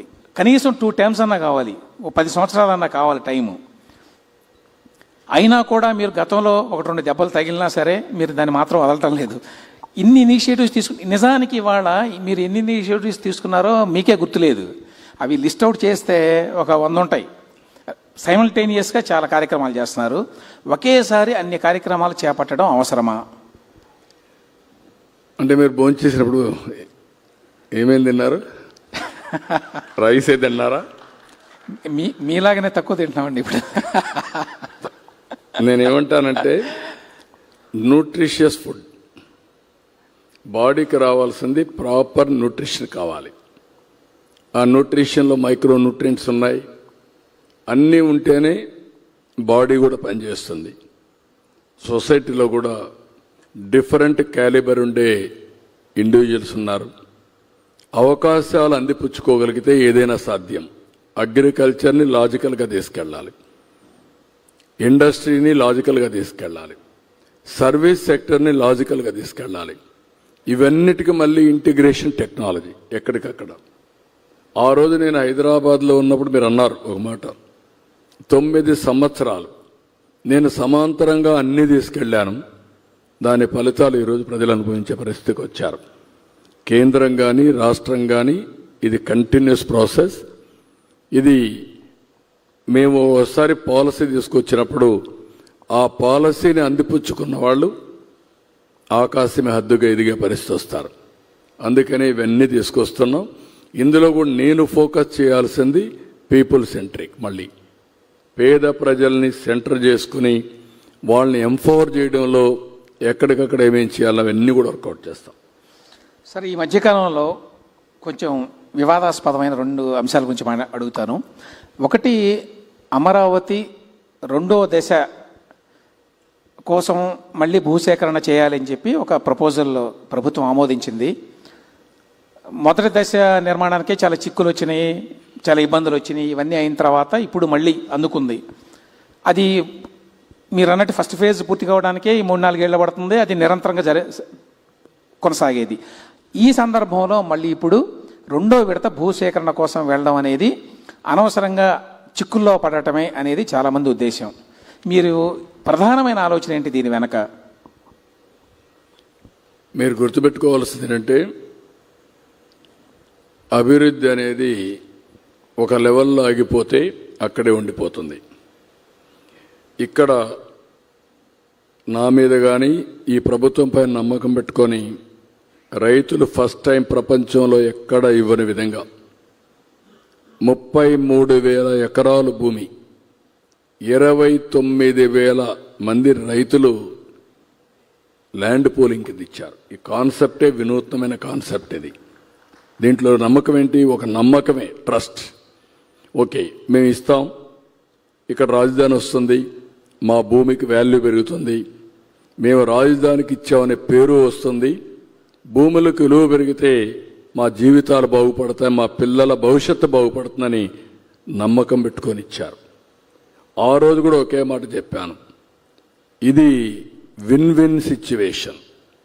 మీరు ల్యాండ్ ఇచ్చారు, నేను ఇక్కడ రాజధాని కడుతున్నా, అదే సమయంలో డబ్బులు ఎక్కడి నుంచి వస్తాయంటే ఇందులో నుంచే ల్యాండ్ మానిటైజేషన్ ప్రాజెక్ట్ ఇది. హైదరాబాద్లో ఏం చేశాం, ల్యాండ్ గవర్నమెంట్ ఉంది, గవర్నమెంట్ ల్యాండ్లో మనం కంపెనీలకు ఇచ్చాం, లేకుంటే డెవలప్మెంట్ స్టార్ట్ చేశాం. దానివల్ల చాలామంది వచ్చి పెట్టుబడులు పెట్టారు, ప్రైవేట్ ల్యాండ్ కూడా కొనుక్కున్నారు. అమరావతిలో ప్రైవేట్ ల్యాండ్, గవర్నమెంట్ ల్యాండ్ లేదు, ఒక్క ప్రైవేట్ ల్యాండే ఉంది. కానీ ఆ ల్యాండ్కి కూడా విలువ కొంతవరకే ఉంది. హైదరాబాద్లో మీరు గుర్తుపెట్టుకోవాలి, హైటెక్ సిటీ కట్టక మునుపు అక్కడ ₹1,00,000 కూడా లేదు విలువ. ఈరోజు ఎంత అక్కడ? 100 కోట్లు. అంటే ఎన్ని రెట్లు పెరిగింది? అంటే దీన్ని బట్టి మనం అర్థం చేసుకోవాల్సింది, ఒక ఇండస్ట్రీ వస్తే అక్కడుండే భూమి విలువ పెరుగుతుంది, ఆదాయాలు పెరుగుతాయి. ఒక రోడ్డు వస్తే పక్కనుండే భూమికి విలువ పెరుగుతుంది. ఒక ఎయిర్పోర్ట్ వచ్చినా, ఒక కాలేజ్ వచ్చినా పెరిగే పరిస్థితి వస్తుంది. ఈరోజు అమరావతిలో ఏదైతే ఉన్నారో రైతులకు అన్యాయం జరిగే పరిస్థితి, ఎట్టి పరిస్థితి రానీను. ఇక్కడ చేస్తూనే ఇక్కడికే నేను పరిమితం అయితే రేపు రాబోయే రోజుల్లో అదొక చిన్న మున్సిపాలిటీగానో బెస్ట్ మున్సిపాలిటీగా తయారయ్యే పరిస్థితి వస్తుంది. ఈరోజు హైదరాబాద్ ఎందుకు మహానగరం అయింది? ఒకప్పుడు హైదరాబాద్, సికింద్రాబాద్ 2 సిటీలు, పక్కన 9 మున్సిపాలిటీలు. ఈరోజు దాన్ని కలుపుతూ ఒక ఔటర్ రింగ్ రోడ్ వేసి ఒక సైబరాబాద్ నిర్మాణం చేశాం. ఇప్పుడు అది ఒక మహానగరంగా తయారయ్యే పరిస్థితి వచ్చింది. ఇప్పుడు కూడా గుంటూరు, విజయవాడ, తెనాలి, ఇక్కడుండే విలేజెస్ అన్నీ కలిస్తేనే ఇది ఒక మహానగరంగా తయారవుతుంది. అది ఎప్పటికీ తయారవుతుంది అనేది ఒక విషయం అయితే, ఇక్కడ ఏ రైతుకు నష్టం రానియకుండా వాళ్ళందరికీ వాళ్ళ భూమి విలువే కాకుండా ఇక్కడుండే ప్రజల భవిష్యత్తు బంగారు భవిష్యత్తు చేసే బాధ్యత ఈ ప్రభుత్వం రెస్పాన్సిబిలిటీ తీసుకుంటాం. ఫస్ట్ ల్యాండ్ ఇచ్చిన వాళ్ళందరినీ ఆదుకుంటాం, వాళ్ళకి ఏమాత్రం ఇబ్బంది కలగకుండా ఫర్దర్గా ఎక్స్పాండ్ చేస్తా పోతే మనం ముందుకు పోయే పరిస్థితి వస్తాం. అది కాకపోతే నేను అక్కడనే ఆగేస్తే ఎవరో విమర్శించారని రైతులు ముందుకు వస్తున్నారు, కానీ ఇక్కడ అనుమానాలు క్రియేట్ చేస్తున్నారు. ఇప్పుడుండే ల్యాండు ఇప్పటికి సరిపోతుంది, ఇంకా నేను ఏ ప్రాజెక్ట్ రావడానికి వీలుండదు. రేపు ఏ ప్రాజెక్ట్ రాకపోతే డెవలప్మెంట్ ఆ 33,000 ఎకరాలకే పరిమితం అవుతుంది. ఇన్ఫ్రాస్ట్రక్చర్ డెవలప్ చేయకపోతే మనం ముందుకు పోలేము. కాబట్టి ఏది అవసరమైన మేరకు ఎప్పటికప్పుడు రైతులతో మాట్లాడి ఎక్స్పాండ్ చేసుకుంటూ పోతాం. అల్టిమేట్గా మనం శాశ్వతం కాదు, సమాజం శాశ్వతం. కట్టబోయే అమరావతిని కూడా దేశంలో నెంబర్ 1గా ఉండేట్టుగా చేసే విధంగా రూపకల్పన చేస్తాం. That is our commitment. Sir, అంత డిమాండ్ ఉందండి ల్యాండ్ కోసం అక్కడ, అంటే ఇంకా కొత్త ఇండస్ట్రీస్ కోసం కానీ ఇతరత్ర డెవలప్మెంట్ యాక్టివిటీ. ఇప్పుడు ఒక్కొక్క ఎకో సిస్టమ్ మీకు చెప్పాను. క్వాంటమ్ కంప్యూటింగ్, క్వాంటమ్ కంప్యూటర్ పెట్టాలనుకున్నాం. ఇప్పుడు క్వాంటమ్ కంప్యూటింగ్ మ్యానుఫ్యాక్చరింగ్ చేయడానికి అన్ని కాంపోనెంట్స్కి వచ్చే పరిస్థితికి వచ్చారు. మొన్నటి వరకు ఒక 2-3 కాలేజీలు పెట్టాం. ప్రపంచంలో ఉండే బెస్ట్ యూనివర్సిటీస్ వచ్చడానికి సిద్ధపడుతున్నారు. ఈరోజు మీరు చూస్తే 4 యూనివర్సిటీస్ వచ్చాయి. ఒకటి ఎస్ఆర్ఎం, విఐటి, విట్టు 2, అమృత 3ది అమృత, 4 ఎస్ఎల్ఆర్ఐ, 5 బిట్స్ పిలాని. ఈ 5 కూడా best universities in the country. Now we are working Tokyo university, Stanford, వాళ్ళు ఏ యాంగిల్లో వస్తారో కూడా వర్కౌట్ చేస్తున్నాం. అవన్నీ వచ్చిందంటే ఇది ఒక నాలెడ్జ్ హబ్గా తయారవుతుంది. మన వాళ్ళు ఎవరికంటే తక్కువ కాదు, అవకాశాలు ప్రొవైడ్ చేస్తే బ్రహ్మాండంగా ముందుకు పోతాం. నాట్ ఓన్లీ ఇది ఒక యూనివర్సిటీసే కాదు, ఈరోజు హైదరాబాద్ ఎయిర్పోర్ట్ కట్టినప్పుడు అందరూ నన్ను ఎగతాళి చేశారు. హైదరాబాద్కి ఎయిర్పోర్ట్ అవసరమా, బేగంపేట ఉందని. ఈరోజు హైదరాబాద్కి శంషాబాద్ రాకపోతే ఈరోజు హైదరాబాద్ గ్రోత్ ఉండేదా? బేగంపేట హ్యాండిల్ చేయగలుగుతుందా? That is the future. ఫ్యూచర్ను ఆలోచిస్తే మనం చేసుకునే నిర్ణయాలు డిఫరెంట్గా ఉంటాయి. లేదు ఈరోజు పర్వాలేదు, మీరు అన్నారు 1 year కదా, మీ టైం 5 ఏళ్లే కదా అంటే నేను కూడా అదే ఆలోచించవచ్చు. నేను ఎప్పుడు కూడా ఆలోచించినప్పుడు తెలుగు ప్రజల కోసం, దేశం కోసం పెద్ద పెద్ద ప్రాజెక్టులు చేయాలి, మెగా విజన్ ఉండాలనేది నా కోరిక. అది ఇంతకుముందు చేసి చూపించా, మళ్ళీ కూడా ఇక్కడ చేస్తామని చెప్పి మరొకసారి తెలియజేస్తాను. సార్, రెండో ఇష్యూ ఏంటంటే పోలవరం అనేది చాలా పెద్ద ప్రాజెక్టు, అనేక ఇబ్బందుల నడుమ నడుస్తోంది, ఎట్టకేలకి పూర్తి అయ్యేటువంటి దశకు వచ్చింది. అయితే ఈ సందర్భంలో మళ్ళీ ఇప్పుడు బనకచెర్ల ప్రాజెక్టుని చేపడుతున్నారు. చాలా భారీ ఎత్తున 80,000 కోట్ల రూపాయలు అంటున్నారు ఖర్చు కూడా. అది అవసరం ఉందని కొంతమంది, లేదని కొంతమంది, ఈ డిబేట్ కూడా జరుగుతోంది. పక్కన ఉన్న రాష్ట్రంలో జరిగినటువంటి గొడవ వల్ల పెద్ద ప్రాజెక్టు కడితే భారీ ఎత్తున డబ్బులు ఖర్చు పెడితే అదంతా వృధా అనేటువంటి ఒక అభిప్రాయం కూడా వచ్చింది చాలా మందిలో. ఆ నేపథ్యంలో ఈ ప్రాజెక్టు కట్టాలని ఎందుకు అనుకుంటున్నారు? ఆ ఆలోచన సాగుతోందా? నేనేమన్నానంటే ఇప్పుడు 2 విషయాలు మనం గుర్తుపెట్టుకోవాలి. ఎగ్జాక్ట్గా 30 సంవత్సరాల కంటే ముందు రాయలసీమ నేను చూశాను. 10 సంవత్సరాల్లో 8 సంవత్సరాల కరువు వచ్చేది. వేరుశెనగ విత్తనాలు వస్తే విత్తన ఖర్చు కూడా వచ్చేది కాదు. వాళ్ళకు నేనే ఇన్పుట్ సబ్సిడీ ప్రారంభించాను.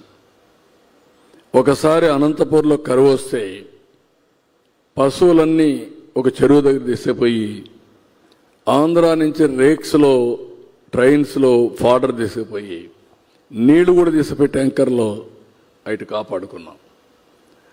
రాయదుర్గ్ ఆ నియోజకవర్గం ఎడారిగా మారిపోతుందంటే డీఫారెస్టేషన్కి, డెజర్టైజేషన్కి మన ప్రయత్నాలు చేశాం. ఇప్పుడు కూడా దేశంలో 2వ అతి తక్కువ వర్షపాతం ఉండే జిల్లా అనంతపురం. ఈరోజు ఒక్కసారి ఆ కియా మోటార్ దారిలో ఒకసారి పోరండి. ఇప్పుడు అనంతపూర్ జిఎస్టిపిలో కోస్టల్ ఆంధ్ర కంటే మించిపోయే పరిస్థితికి వచ్చింది. దానికి కారణం horticulture. Water is a game changer. ఇప్పుడు నీళ్లు ఉన్నాయి, దానికి కారణం పైన వర్షాలు పడ్డాయి, ఆ నీళ్లు సద్వినియోగం చేశాం.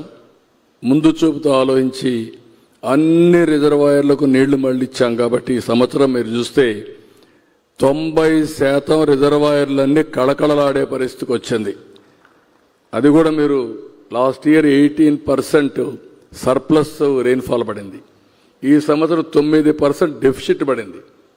9% రాష్ట్రంలో డెఫిసిట్ రెయిన్ఫాల్ అయినా పైనుంచే వచ్చే వాటర్ వల్ల 90% రిజర్వాయర్స్ ఫుల్ అయినాయి. కరువు అనే మాట లేదు, తాగేదానికి నీటి సమస్య లేదు. ఇవన్నీ చేయగలిగాం. ఇది చేసినప్పుడు ఎప్పటికైనా నాకు ఒక ఆలోచన, ఇప్పుడు కాదు, నేను వాజ్పేయి గారి పీరియడ్ నుంచి ఆలోచిస్తున్నాం. ఆ రోజు కూడా గంగా, కావేరి నదుల అనుసంధానం చేయాలనేది ఆనాటి ఆలోచన. ఆ రోజు వాజ్పేయి గారు, అబ్దుల్ కలాం గారు ఒక మీటింగ్ కూడా పెట్టాం. సురేష్ ప్రభుని ఒక టాస్క్ ఫోర్స్ వేసి చైర్మన్ చేశారు. అది వర్కౌట్ చేశారు. ఈరోజు నేషనల్ హైవేస్ ఉన్నాయి. నేషనల్ హైవే ఒక కాన్సెప్ట్ అంతే. డబ్బులు లేవంటే డబ్బులు ఉండవు. ఆ రోజు నేను మలేషియా చూశాను. మలేషియా 2 కోట్ల జనాభా. ఈస్ట్ వెస్ట్ రోడ్డు చూస్తే కారిడార్లో 8 లేన్ రోడ్డు. ఆ రోడ్డు చూసిన తర్వాత 2 కోట్లకు అలాంటి రోడ్డు ఉంది. 120 కోట్ల జనాభాకు మనకు రోడ్డు లేదని వాజ్పేయి గారి దగ్గర మాట్లాడితే ఆయన కూడా కన్విన్స్ అయ్యి ఫస్ట్ బిట్ వేసింది Nellore to Chennai proof of concept. అది సక్సెస్ అవుతానే గోల్డెన్ క్వాడ్రిలేటరల్ రోడ్ వచ్చింది. ఈరోజు ఏ ఊరికి చూసినా వరల్డ్ క్లాస్ రోడ్స్ వచ్చాయంటే that is where PPP model. మీరు చిన్న చిన్న నీళ్లు లేకపోయినా పర్వాలేదు, లేకపోతే రోడ్డు లేకపోయినా పర్వాలేదు, ఇక్కడే ఉంటామంటే మనం ఇక్కడే ఉంటాం. ఇప్పుడు పనకచెర్ల కూడా ఇంకోటి కూడా వాళ్ళు కూడా నేనేమన్నానంటే ఎవరికి ఇబ్బంది లేదు, సర్ప్లస్ వాటర్, సముద్రం లేకపోయే నీళ్లు ఎవరు వాడుకున్న నష్టం లేదు, తెలుగు వాళ్ళందరూ వాడుకోవాల్సిన అవసరం ఉంది. వాళ్ళు అక్కడ గోదావరి పైన నీళ్ళన్నీ వాడుకోవచ్చు, కృష్ణాలో ఉండే నీళ్లు ఎట్లా వాటాలు కొంతవరకు ఇచ్చుకున్నాం. అదే సమయంలో ఇలాంటి ఒకసారి వరదలు వచ్చినప్పుడు వాళ్ళు కూడా రిజర్వాయర్స్ ఉంటే వాళ్ళు కూడా ఫిలప్ చేసుకోవడం కరెక్ట్ అయిన ఆలోచన. డబ్బులు ఎక్కడి నుంచి వస్తాయి సార్? అంటే సంపద సృష్టించాలంటే పెట్టుబడి పెట్టాలి. ఈరోజు మొత్తం వీళ్ళు ఉన్నారు, పెద్ద పెద్ద ఇండస్ట్రీస్ పెడుతున్నారు, సొంత డబ్బులు పెడుతున్నారా? పెట్టుబడులు తీసుకుంటున్నారు, బ్యాంకుల్లో తీస్తున్నారు, పెట్టుబడి పెడుతున్నారు, ఆదాయాన్ని సంపాదిస్తున్నారు, తిరిగి పే చేస్తున్నారు, ఆస్తులు సృష్టిస్తున్నారు. రేపు కూడా అంతే. ఒక project is a game changer. నీళ్లుంటే సుస్థిరమైన పాలన. ఈరోజు మీరు గుర్తుపెట్టుకోండి, రాయలసీమలో కానీ నీళ్లు ఇవ్వగలిగితే, ప్రతి ఎకరాకు నీళ్లు ఇవ్వగలిగితే దేశంలోకెల్లా నెంబర్ 1 ప్రాంతం ఏదంటే దానికి చిరునామాగా రాయలసీమ ఉంటుంది.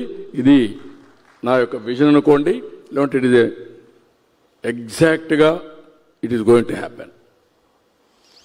సార్ మరొకటి, మీరు చాలా చిన్న చిన్న విషయాలు ఆలోచిస్తే మీరు అక్కడే ఉంటారు.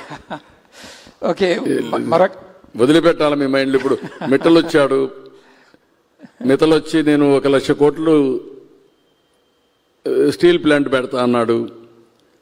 అక్కడితో నేను వదిలిపెట్టలేదు. ఆయన 1,00,000 కోట్లు పెట్టి స్టీల్ ప్లాంట్ పెడతానంటే అతను కొన్ని కోరికలు చెప్పాడు నాకు. నేను అక్కడి నుంచి ఐరన్ ఓర్ తేవాలి. ఐరన్ ఓర్ తేవాలంటే ఎన్ఎండిసి మాకు పర్మిషన్ ఇవ్వాలి. అది కానీ లారీల్లో తేవాలంటే నాకు చాలా సమయం పడుతుంది. మీరు ప్రధానమంత్రి గారికి చెప్పి ఒప్పించి పైపులో స్లర్రీ తీసుకొస్తే అక్కడ స్లర్రీ వదిలిపెడితే వీళ్ళ ఫ్యాక్టరీ దగ్గరికి వస్తుంది. ఈ పర్మిషన్ ఇప్పించమంటే నేను పోయి ప్రధానమంత్రితో మాట్లాడని ఆయన కూడా చెప్పారు. పిఎం కానీ కుమారస్వామి మినిస్టర్ కానీ యాక్సెప్ట్ చేశారు. ఇప్పుడు వాళ్ళు 1,00,000 కోట్లు పెట్టడానికి కారణం స్లర్రీ ద్వారా ఐరన్ ఓర్ తీసుకొస్తున్నారు, ఆ పైపుల ద్వారా. ఇట్లా వేరియస్ ఇన్నోవేటివ్ ఐడియాస్తో పోతే తప్ప మనం తక్కువ కాదు, మన ఆలోచన విధానంలో తక్కువ ఉంది, లోపం ఉంది నా లెక్క ప్రకారం. ఓకే సార్, మరొక వివాదాస్పద అంశం ఈ మధ్యకాలంలో ఏంటంటే ఈ మెడికల్ కాలేజీలని ప్రైవేటైజ్ చేసేస్తున్నారు, ప్రైవేట్ వాళ్ళకి ఇచ్చేస్తున్నారు అని మీరు గతం నుంచి ఏమంటున్నారంటే ఈ కాలేజీలని మెయింటైన్ చేయడం ఇది గవర్నమెంట్లో సాధ్యం కాదు, ఇవి ఎఫిషియెంట్గా నడవాలి, యాక్చువల్గా జనానికి ఆరోగ్య సేవలు అందాలి అంటే ఇది పబ్లిక్ ప్రైవేట్ పార్ట్నర్షిప్ ఉండాలి అని. చాలామందికి వచ్చేటువంటి అనుమానం ఏంటంటే మీరు వీటిని పీపీపీ కింద కనుక ఇస్తే అవి ప్రైవేట్ ఆసుపత్రులకి భిన్నంగా ఎట్లా ఉంటాయి? అక్కడికి వెళ్ళి కూడా ఫీజులు కట్టి మెడికల్ సర్వీసెస్ తీసుకోవాల్సిందే కదా, ఏ రకంగా లాభం? అంటే మీరు కాలేజీలు కావాలి. ఇప్పుడు నేను చాలాసార్లు చెప్పాను, నాకు ఫస్ట్ టైం నేను కాలేజీలన్నీ పీపీపీ మోడల్లో ఇచ్చాం, కొన్ని ప్రైవేట్ కాలేజీలు ఇచ్చాం. ప్రైవేట్ కాలేజీలు ఇస్తే ఆ రోజు నన్ను అందరూ అపోజ్ చేశారు. నేను బోల్డ్ డెసిషన్ తీసుకున్నా. ఆ రోజు 25-30 ఇంజనీరింగ్ కాలేజీలు ఉంటే over a period of time 200 పైన చేశాం. రంగారెడ్డి జిల్లాలో 8 హై స్కూల్స్ లేవు, 10 హై స్కూల్స్ లేవు. ఇప్పుడు ఎన్ని కాలేజీలు ఉన్నాయి? ఊరికి ఒక ఇంజనీరింగ్ కాలేజ్ వచ్చింది. దీంతో ఏమైంది? ఒకప్పుడు తెలంగాణలో స్కూల్స్ లేవని నేను ఒక జివో తీసుకొచ్చా. Every 1 kilometre elementary school, 3 kilometre upper primary school, every 5 kilometre high school, every mandal junior college, every revenue division engineering college, every district medical college. ఇవన్నీ 2 ఆలోచనలు. ఇక్కడ నేను చేయాలంటే గవర్నమెంటే చేయాలంటే 20 ఏళ్ళు పడుతుంది. దీంతో గవర్నమెంట్లో చేయగలట్టు చేశాం, గవర్నమెంట్లో చేయలేనటువంటి ప్రైవేట్ తీసుకొచ్చాం. అందులో రిజర్వేషన్స్ ఉన్నాయి, అందులో పేద పిల్లలకి స్కాలర్షిప్లు ఇచ్చాం, పేదవాళ్ళకు అన్యాయం జరగకుండా తీసుకొచ్చాం. కాబట్టి ఈరోజు రైతు కూలీలు ఐటీ ప్రొఫెషనల్స్ అయ్యారు, లేకుంటే కూలీ బిడ్డలు అయ్యారు. That is the vision. అందుకే నాలెడ్జ్ ఎకానమీలో నెంబర్ 1 అయ్యామంటే ఆ రోజు తీసుకున్న బోల్డ్ నిర్ణయం. నేనేదో ఒక 4-10 ఎకరాలు ఇచ్చేశాను, కాలేజీ అయిపోయింది అంటే కరెక్ట్ కాదు. అది ఎన్ని కాలేజీలు కట్టారు చెప్పనండి 5 ఏళ్లలో. కాలేజీలు కట్టకుండా కాలేజీలు కట్టామని చూపించడం ఇది కరెక్ట్ నిర్ణయం కాదు. ఇది కూడా పీపీపీ మోడల్. ఈరోజు ఆ కాలేజీ ఏ స్థాయిలో ఉందో ఆ స్థాయి నుంచి ఫార్వర్డ్ తీసుకుపోవడానికి వాళ్ళు పెట్టుబడులు పెడితే అది కూడా ఓపీ ఫ్రీ గవర్నమెంట్ ఆధ్వర్యంలో రన్ అవుతాయి. అంటే వాళ్ళ కోఆపరేషన్ గవర్నమెంట్. అదే మాదిరిగా మాకు ఎన్టీఆర్ వైద్య సేవ ఉంది. వైద్య సేవ పేషెంట్కు 70% రిజర్వేషన్స్ ఇవ్వాలి. మోర్ డీటెయిల్స్ కావాలంటే మా మంత్రి గారు ఇక్కడే ఉన్నారు. అన్ని తరోగా ఆలోచించి 2-3 సంవత్సరాల్లో 17 మెడికల్ కాలేజీల ఆపరేషన్లు ఇచ్చేయాలనే ఉద్దేశంతో ఈ నిర్ణయం తీసుకున్నాం. మీరే అన్నారు, నేను ఒక పక్క సూపర్ 6 ఇవ్వాలి, ఇంకొక పక్క అభివృద్ధి చేయాలి. అందులో వినూత్నమైన ఆలోచనే ఈ ఆలోచన. ఆ విషయం గుర్తుపెట్టుకోవాల్సిందిగా ప్రజలందరికీ విజ్ఞప్తి చేస్తున్నా. సరే, అదే సమయంలో మీరు ఏ ఒక్కరికి కూడా అన్యాయం జరగదు. ఈవెన్ ఓపెన్ కాంపిటీషన్లో వచ్చే సీట్లు కూడా ముందు కంటే ఇంకా ఎక్కువ ఉంటాయి. ముందు 42% ఉంటుండే 50% ఇప్పుడు ఈ అందరికి సీట్లు అందుబాటులోకి వచ్చే పరిస్థితికి వస్తుంది. నెంబర్ ఆఫ్ సీట్స్ పెరుగుతాయి. ప్రభుత్వ కోటా కింద ఉంటుందండి. ప్రభుత్వ కోటా కింద 50% సీట్లు మొత్తం జనరల్ కోటా కింద వస్తాయి. ఆ డీటెయిల్స్ అని చెప్తాను ఇంకొకసారి. మేము చాలా డీటెయిల్స్ అని నేను ఇస్తాను. నేను ఏ నిర్ణయం తీసుకున్నా తరోగా 1కి 100 సార్లు ఆలోచించి ప్రజల కోసం తీసుకున్న నిర్ణయాలు తప్ప రాజకీయంగా కాదు. కొంతమంది రాజకీయంగా మాట్లాడితే నేను వాళ్ళకే వదిలిపెడుతున్నా. కొంతమంది బెదిరిస్తే ఇక్కడ ఎవరు భయపడే వాళ్ళు కూడా లేరని మరొకసారి విజ్ఞప్తి చేస్తున్నా. సరే, అదే సమయంలో మీరు అందరికీ ఆరోగ్యం అని చెప్పి యూనివర్సల్ హెల్త్ కేర్ అని చెప్పి ప్రపోజ్ చేశారు మన క్యాబినెట్లో. యూనివర్సల్ హెల్త్ కేర్ అంటే రాష్ట్రంలో ఉన్నటువంటి ప్రతి ఒక్క వ్యక్తికి, ప్రతి కుటుంబానికి ఆరోగ్య బీమా కల్పించే బాధ్యత ప్రభుత్వం తీసుకుంటోందా? అందుకని ఇప్పుడు ఏం చేశామంటే రాష్ట్రంలో ఎంతమంది ఉంటే అంతమందికి 2,50,000 వరకు ఇన్సూరెన్స్ చేశాం.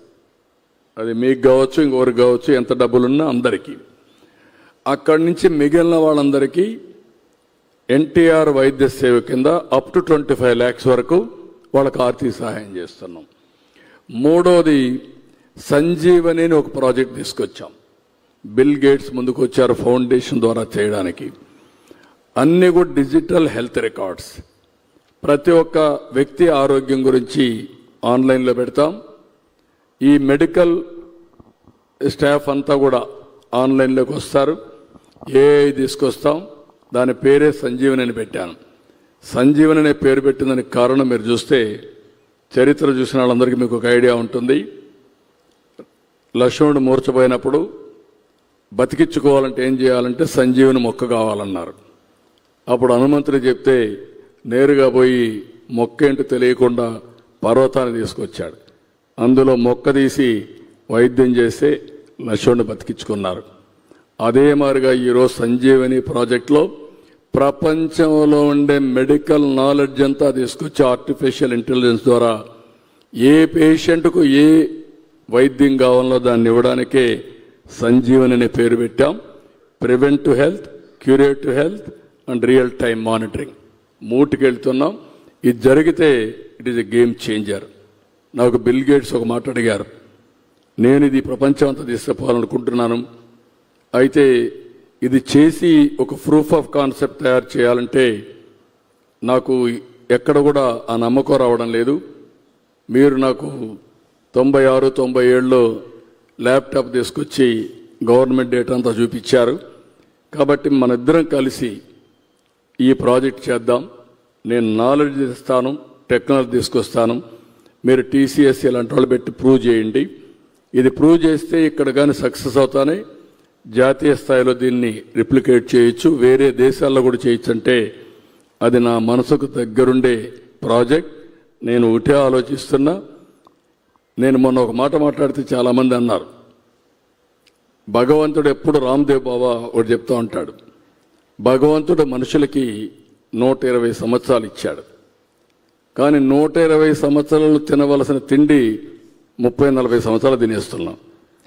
దానివల్ల లేనిపోని సమస్యలు వస్తున్నాయి. మన లైఫ్ స్టైల్స్ కూడా రకరకాలుగా తయారయ్యే పరిస్థితి వచ్చింది. నేను నవ్వుతూ మనం కానీ preventive health, real time monitoring, ఇప్పుడు మీరు చూస్తున్నారు హాస్పిటల్స్ అన్నీ 5 స్టార్ హోటల్స్ అయిపోయినాయి. ట్రీట్మెంట్ కంటే స్టేకి ఎక్కువ డబ్బులు ఖర్చు అయ్యే పరిస్థితి వచ్చింది. అంటే ఇవన్నీ కూడా రియల్ టైం మానిటరింగ్ వచ్చాయని చాలామంది అంటూ ఉంటారు. నేను ఓరా పెట్టుకున్నాను.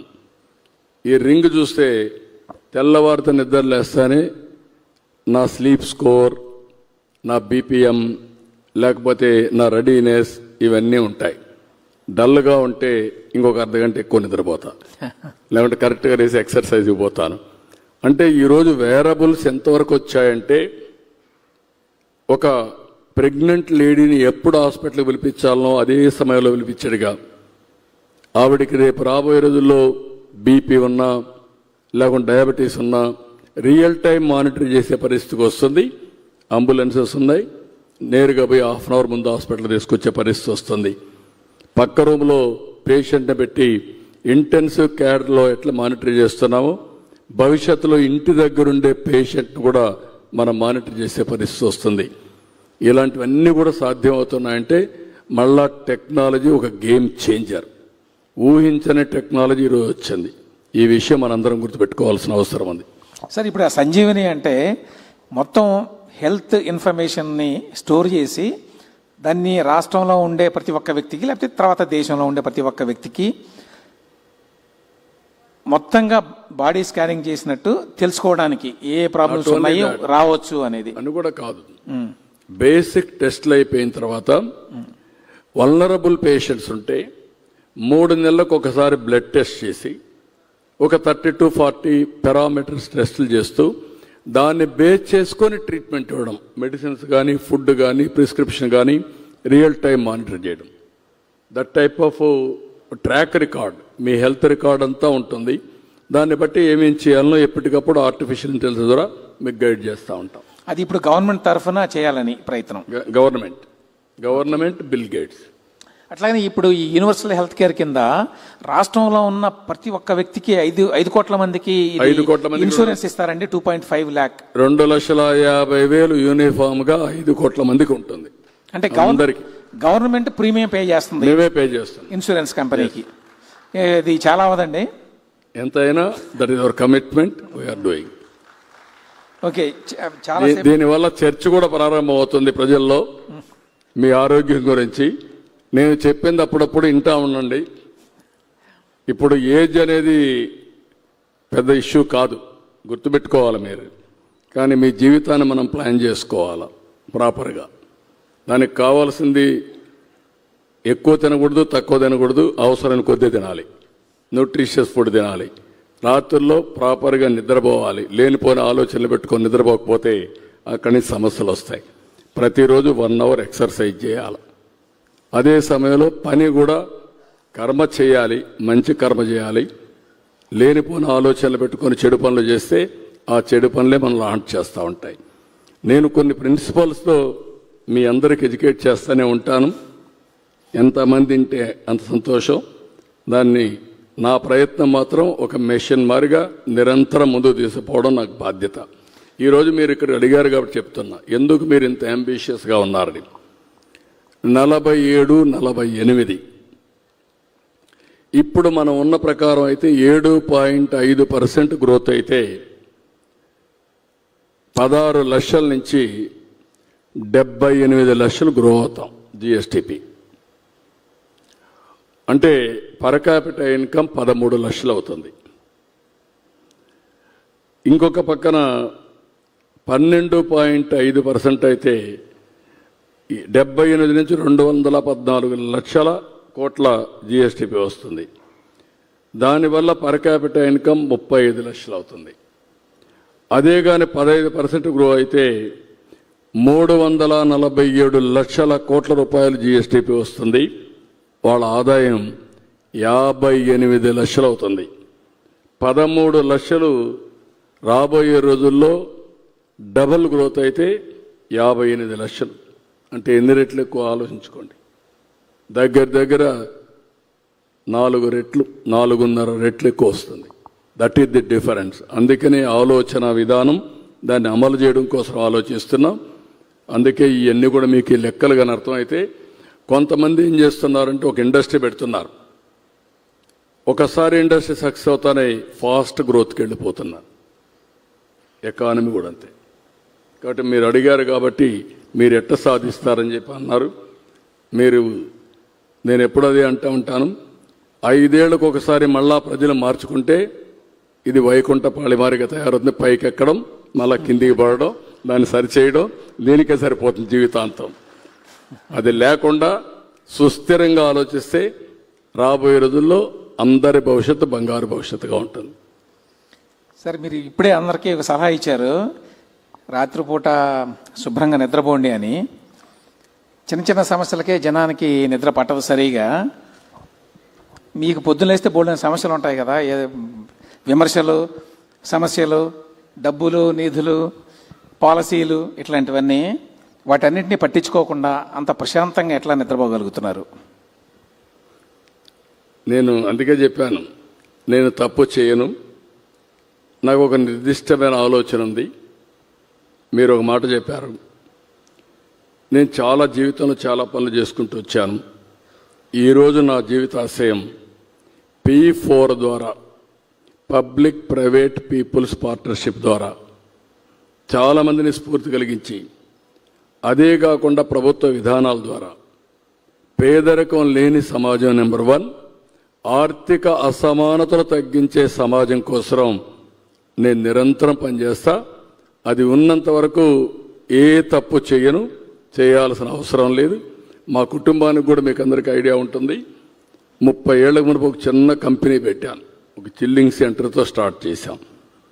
నేను ఆ రోజు కూడా ఆలోచించిన విధానం మీరు గుర్తుపెట్టుకోవాల్సింది, రాజకీయాల్లో ఉండే మేము లైవ్లీవుడ్ కోసం రాజకీయాలపైన ఆధారపడితే సరైన నిర్ణయాలు తీసుకోలేం.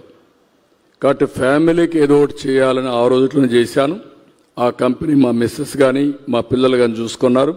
ఇప్పుడు వాళ్ళకి ఏమి ఇబ్బంది లేదు.